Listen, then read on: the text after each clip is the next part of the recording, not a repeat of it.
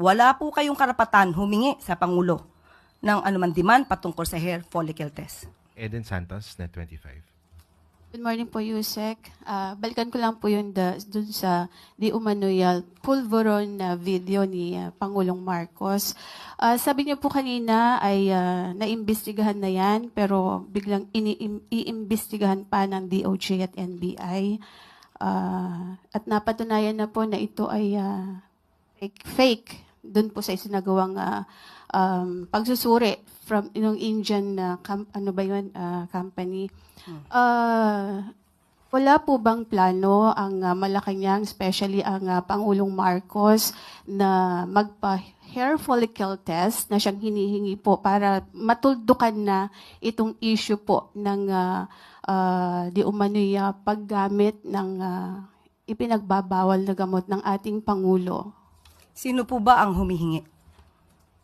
Marami po sa ating mga kababayan ang sa social media na nagre-react dito po sa ipinapalabas na video na ito. Actually, parang na-die down na po ito before dahil nga sasabi nga na Malacanang it's a fake.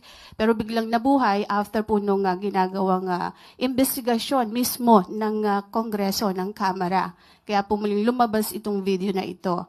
And sabi nga po nung vlogger na si Miss Pebbles Cunanan ay si Attorney Harry Roque, yung mastermind nitong video.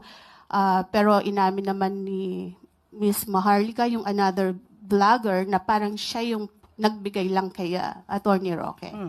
Kaya ang tanong ko po, sabi niyo sa social media hinihingi. Sino po in particular ang masasabi niyo sa akin na humihingi ng ganitong klaseng pag-test?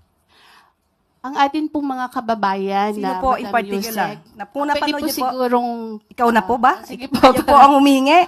Okay. Para po masabi lang ninyo na mayroong humihingi. Pero Hindi. marami po sa social media So, kung kayo ay nagbabasa po sa SOCMED, Madam So, Yusek. isa ka nga sa humihingi. Kasi po gusto Sige, niyo po, tanong ko nga, isa ka ba? Kasi we have to be specific on this. Isa ka ba sa humihingi? ang mga kababayan po natin. So, isa ka sa humihingi.